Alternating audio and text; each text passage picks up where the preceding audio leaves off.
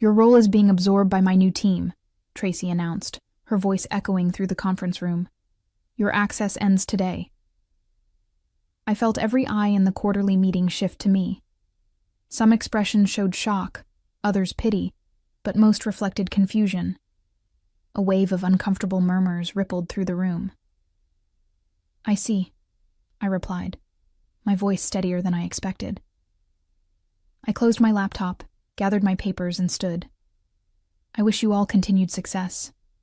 Without another word, I walked out of Whitman and Company, the business my grandfather started, the one I'd helped build for 18 years, leaving my company badge on the reception desk as I exited.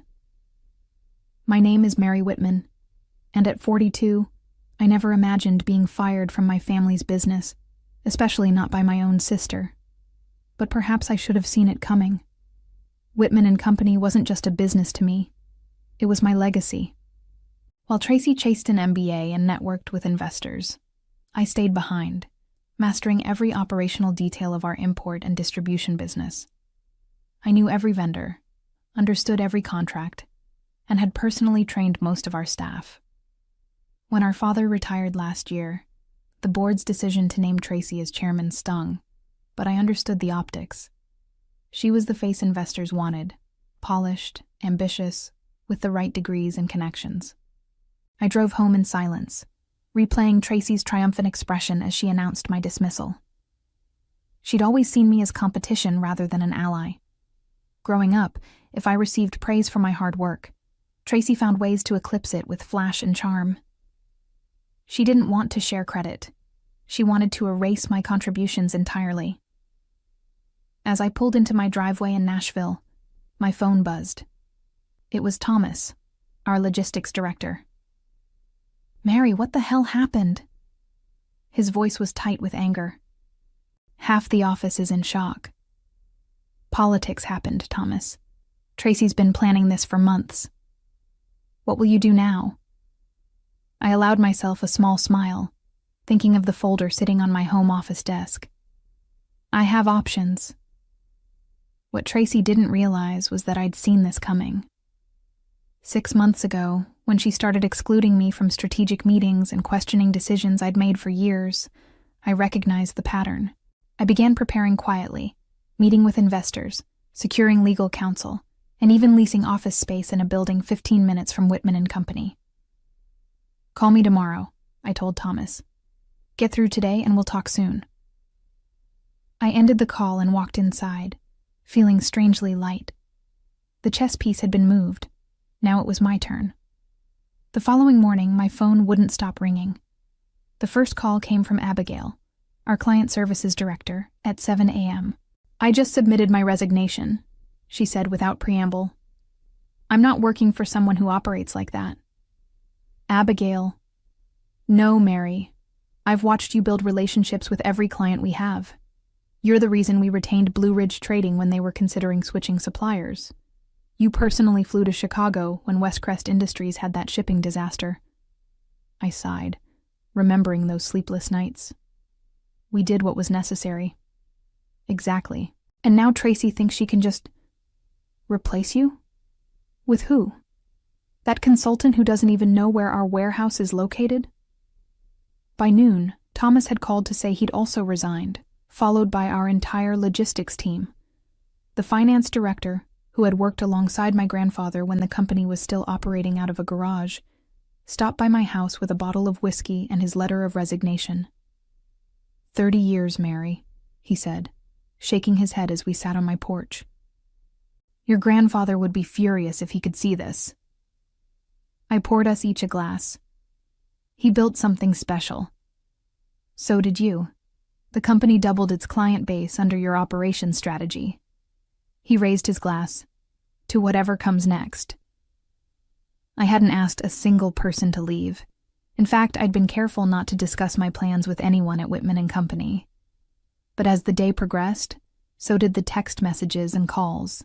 By evening, I learned that more than 20 staff members had resigned, including our entire operations team and half of client services. My father called around 6 p.m., his voice strained. "Mary, what's happening at the company? Tracy says there's some kind of mass exodus. I didn't organize this, Dad, I said truthfully. People make their own choices. Tracy says you're poaching staff. I felt a flicker of annoyance. I was fired yesterday. I haven't offered anyone a job. A long pause followed. I might have made a mistake, he finally admitted. Maybe, but it's done now. After we hung up, I opened my laptop and reviewed the business plan I'd been developing. Whitman Solutions would focus on streamlining logistics for boutique wholesalers, the exact clients Tracy had been neglecting in favor of pursuing larger accounts. I'd already secured funding from 2 investors who believed in my vision and had signed a lease on office space. The foundation was set. Now, I just needed a team. 3 days after my dismissal, I signed my first client. Ironically, a former Whitman & Company account that Tracy had deemed too small to be profitable. 2 more followed by the end of the week. My home office quickly became insufficient, as impromptu meetings with former colleagues filled my calendar. It was time to accelerate my timeline. On Monday morning, I drove to the office space I'd leased in a renovated factory building downtown. The large open floor plan featured exposed brick walls, abundant natural light, and enough room for 30 workstations. I stood in the center of the empty space, imagining what it could become. My thoughts were interrupted by a knock at the open door. Thomas stood there with Abigail and 5 other former Whitman employees. "We heard you might be setting up shop," Thomas said with a smile. "Thought you could use some help." I hesitated. "I haven't officially offered anyone a position." "We know," Abigail replied, "but we've all worked together for years. We know what you're capable of building." The weight of their trust settled on my shoulders. These people had walked away from secure jobs on the principle of loyalty. I couldn't disappoint them. "I can't guarantee anything yet," I cautioned. "Whitman Solutions is still just a business plan and some startup capital." Thomas laughed. "Mary, stop. You've been running a multi-million-dollar operation for years. The only difference now is that your name will be on the door." By the end of the day, we had arranged desks, set up a temporary network, and created a workflow plan. Everyone took roles similar to what they had done at Whitman & Company, but with expanded responsibilities. The energy in the room was electric, something I hadn't felt at the family business in years. That evening, as most of the team headed home, I received a text from Tracy. "This is a legal matter now. Expect to hear from our attorneys." I showed the message to Thomas, who had stayed behind to help with the network setup. "She's bluffing," he said. "What's the legal issue? You haven't violated any non-compete, you haven't taken company property, and everyone left voluntarily." "She's angry. The warehouse manager told me they couldn't fulfill 3 orders yesterday because nobody knew the procedures." He shook his head. "That's not your problem anymore." "No," I agreed, "but it is our opportunity." I opened my laptop and showed him the spreadsheet I'd been working on, a list of Whitman & Company's smaller accounts, all of which Tracy had categorized as low priority. "These clients have been neglected for years," I explained. "They need a partner who values their business." Thomas studied the list. "This is at least $2 million in annual revenue if we can convert half of them." "Exactly, and we already have 3 signed." I closed the laptop. Tracy removed me from the company, but she forgot that the company isn't just a building or a name. It's relationships, knowledge, and trust. Thomas smiled. "And those walked out the door with you." The cease and desist letter arrived the following day, demanding that I immediately discontinue all efforts to appropriate Whitman & Company clients and personnel. Tracy had wasted no time. I forwarded it to Eleanor Banks, the attorney I'd retained months earlier when I first sensed trouble brewing. "This is harassment, not law," Eleanor said when she called me back. "You haven't violated any agreements. Your former colleagues left voluntarily, and the clients you've signed chose to terminate their relationships with Whitman & Company before contracting with you. So we ignore it?" "No. We respond firmly and factually. I'll draft something today. But Mary, This isn't the last we'll hear from them. She was right. That afternoon, my father showed up at our still-forming office. He looked older than when I'd seen him last, the lines around his eyes deeper, his shoulders slightly stooped. "This place looks promising," he said, glancing around at the bustling activity. "Can we talk privately?" I led him to the small conference room we'd set up that morning. "Tracy is furious," he began once the door closed. "She says you're deliberately trying to destroy the company. By starting my own business. That's quite an accusation. Half the operational staff left, Mary. Orders aren't being fulfilled. Clients are calling with complaints." I kept my expression neutral. "And how is that my responsibility? I was fired, remember? In front of the entire company, with no warning and no transition plan." My father winced. "I didn't know she planned to do it that way." "But you knew she planned to do it." He looked away, his silence confirming what I'd suspected. My own father had approved my removal. "The board is considering legal action," he finally said. "They believe you orchestrated this mass departure." I leaned forward. "Did you bring any evidence of that? Any emails where I solicited staff? Any recordings of me asking people to leave? Because there aren't any. People trust you, Mary. They follow your lead. I haven't asked anyone to follow me anywhere. They made their own choices after seeing how Tracy operates." My father sighed heavily. "She's young. She'll learn." "At what cost? The business grandfather built? The relationships I've maintained for 18 years? "I'm asking you to consider a resolution," he said. "Maybe you could come back as a consultant, help rebuild the operational structure." I nearly laughed. "So Tracy can fire me again once everything's fixed?" "She made a mistake. She admits that now." "Does she? Because the cease and desist letter suggests otherwise." I stood up. "Dad, I gave everything to Whitman and Company. Nights, weekends, vacations interrupted by emergency calls. I earned the respect of our staff and clients through years of solving problems and keeping promises. Tracy thought she could erase all that with a single announcement. She was wrong." My father looked defeated. "What do you want? Money? A public apology?" "Neither. I want to build something of my own, with people who value integrity and hard work over titles and politics. I'm sorry that's not with Whitman and Company anymore, but that wasn't my choice." After he left, I found Abigail waiting outside the conference room. "Everything okay?" "Family business," I said with a wry smile. "Complicated as always." "We just got another call from Riverview Imports," she said. "They want to schedule a meeting." Riverview was one of Whitman's largest accounts, one I had personally secured 5 years earlier. The thought of them reaching out sent a jolt of adrenaline through me. "Set it up for tomorrow," I replied, trying to keep my voice level. "And Abigail? Let's make sure we're ready to handle an account of that size." She grinned. "We already are." The Riverview meeting exceeded all expectations. Their purchasing director, Gregory Pearson, had worked with me for years and didn't mince words. "We tried to make it work with Whitman after you left," he explained as we sat in our conference room. "But 3 shipments were delayed, documentation was missing, and frankly, no one could answer our questions. I'm sorry to hear that," I said diplomatically. "Don't be. Their loss is potentially your gain." He slid a folder across the table. "This is what we need. Can Whitman Solutions handle it?"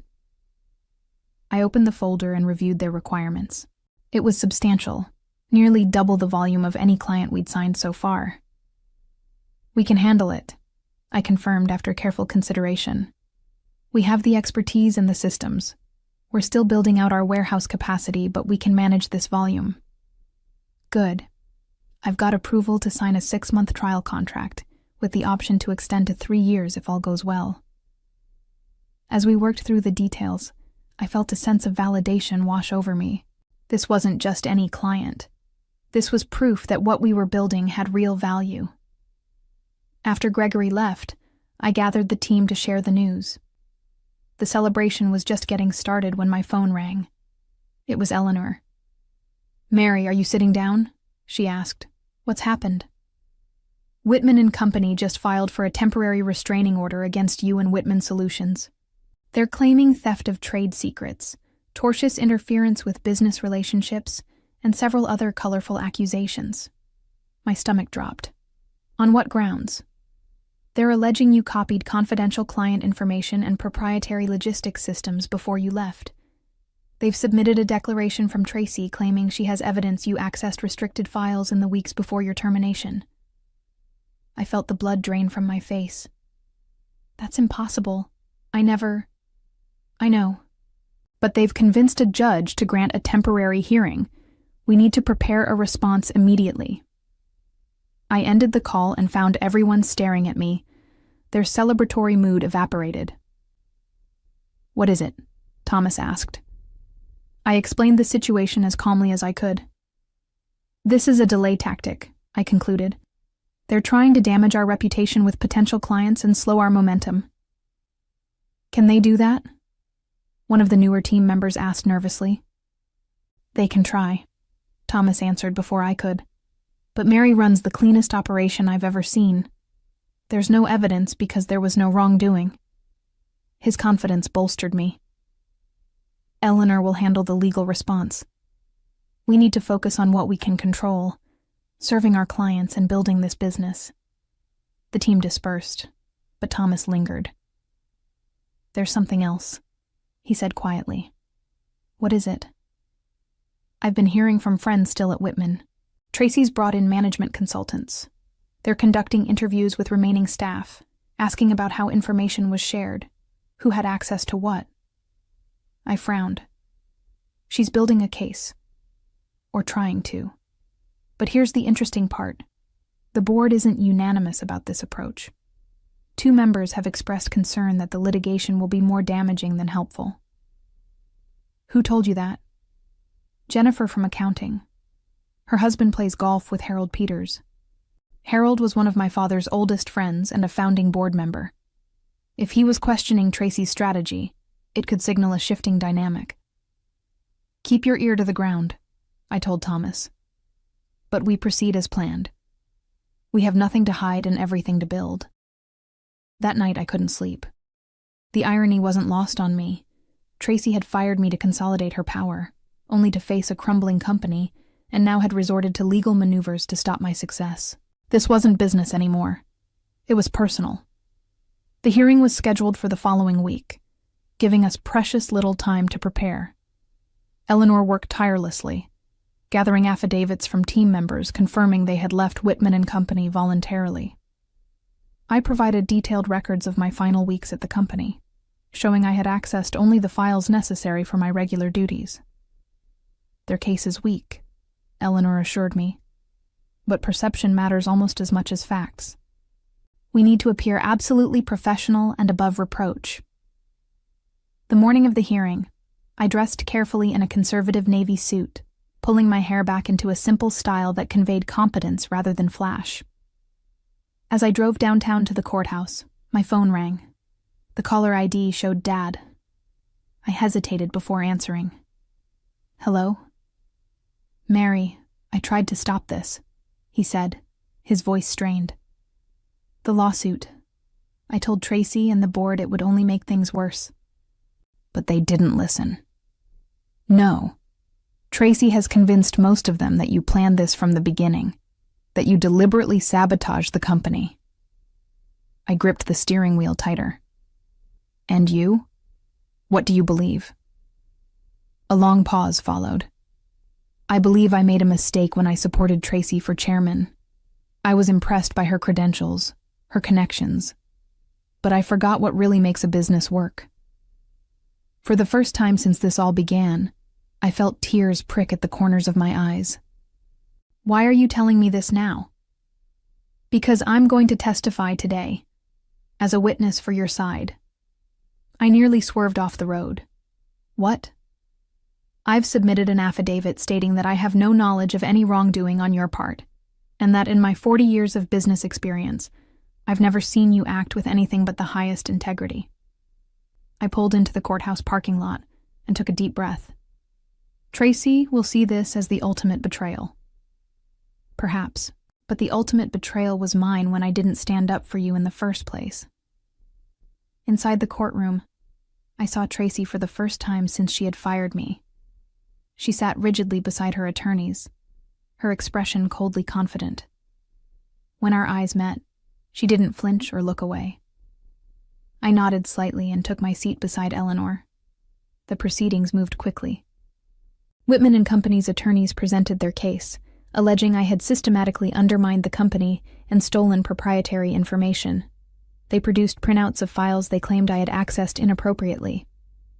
When it was our turn, Eleanor methodically dismantled their arguments. She presented testimony from the IT director, who had also resigned, confirming that the files in question were ones I regularly used in my role. She submitted declarations from clients stating they had sought out Whitman Solutions on their own initiative after experiencing service problems. And then came the moment that changed everything. My father was called to testify. He walked to the witness stand, looking every bit the distinguished businessman he had always been. But when he spoke, his voice carried an emotion I rarely heard from him: regret. "My daughter Mary has been the operational backbone of Whitman and Company for 18 years, he stated clearly. Her removal was abrupt and without proper transition, a decision I regrettably supported at the time. Any subsequent issues the company has faced are the result of that poor management decision, not any misconduct on Mary's part." The judge listened attentively, occasionally glancing at Tracy, whose face had turned ashen. When all testimony concluded, he took only a brief recess before returning with his decision. "The court finds insufficient evidence to support the claims against Mary Whitman and Whitman Solutions. The request for a temporary restraining order is denied." Outside the courthouse, reporters had gathered, alerted to the family drama playing out in the business community. As cameras flashed, I stood beside my father and Eleanor, maintaining a dignified silence while Tracy pushed through the crowd to her waiting car. The battle was won, but the war was far from over. The legal victory created unexpected momentum for Whitman Solutions. Within days, 3 more former Whitman and Company clients reached out to schedule meetings. The Nashville Business Journal ran a feature story about the courthouse drama, and while I had declined to comment directly, the article painted a flattering picture of our new venture. What truly surprised me was the impact on Tracy. According to Thomas's sources, she had been reprimanded by the board following the failed legal action. The litigation costs and negative publicity had only compounded Whitman and Company's operational problems. A month after the hearing, my father invited me to dinner. We met at a quiet restaurant away from the business district, where he looked more relaxed than I had seen him in years. "The board held an emergency meeting yesterday," he said after we ordered. "Tracy has been placed on probation. They've appointed a co-chairman to oversee operations while she focuses on client retention." I absorbed this news carefully. "Who's the co-chairman?" "Harold Peters. He was the most vocal opponent of the lawsuit against you." "And how does Tracy feel about this arrangement?" My father smiled slightly. "About as well as you'd expect. She argued against it, but the quarterly numbers were impossible to ignore. Revenue is down 28%. I took a sip of water, considering my response. "I'm not celebrating their struggles, Dad." "I know you're not. That's the difference between you and Tracy." He leaned forward. "The board has also authorized me to approach you about a potential collaboration." "What kind of collaboration?" "Nothing that would compromise Whitman Solutions. Just a limited partnership for certain large-scale projects that would benefit from our combined resources. Think of it as a first step toward healing."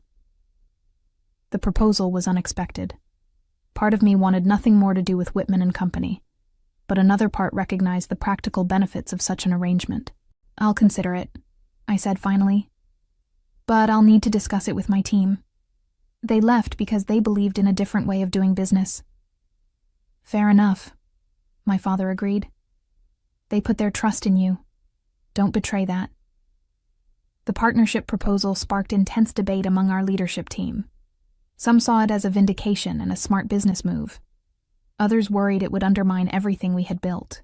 "We left because of how Whitman operates," Abigail argued during our strategy meeting. "If we partner with them, aren't we tacitly endorsing those practices?" "Not necessarily," Thomas countered. "We'd be setting the terms. We could actually influence them to improve their operations." I listened carefully to every perspective, appreciating the passion and principles that drove each team member. After 3 hours of discussion, we agreed to a series of conditions under which we would consider the partnership. I presented these terms to my father the following day. Whitman Solutions would remain completely independent. The partnership would be project-based only. Our team would have full operational control over any joint ventures, and Tracy would have no direct authority over our staff. "These are strong terms," my father observed after reviewing the document, "but not unreasonable given the circumstances." "They reflect our values," I replied. "We've built something special here, and we won't compromise that." A week later, the Whitman and Company board unanimously approved our terms, with one abstention, Tracy. The news made the front page of the business section. "Whitman family reconciles in groundbreaking partnership," read the headline, accompanied by a photo of my father and me shaking hands in front of the Whitman Solutions office. As I reviewed the finalized agreement, a notification popped up on my computer, an email from Tracy. I hesitated before opening it, preparing myself for bitterness or accusations. Instead, I found something unexpected. "Mary, the board has made their decision, and I will comply professionally. You've won this round through means I still question. But know this, I'm watching and learning. This isn't over. Tracy." I forwarded the email to Eleanor with a simple note. For the record. Then I turned my attention back to leading my company, the work that had always mattered most. When our receptionist buzzed to say Riverview's representatives had arrived for our contract renewal meeting, I smiled. Tracy was right about one thing. This wasn't over. It was just beginning. As I walked into the conference room, I reflected on how differently things had turned out from what I had initially planned. I hadn't sought revenge. I had simply created something better. And in doing so, I had achieved the most satisfying victory of all. Looking back on this journey from fired executive to successful founder, I realized that sometimes the best revenge isn't about destroying what hurt you, but building something they can't ignore.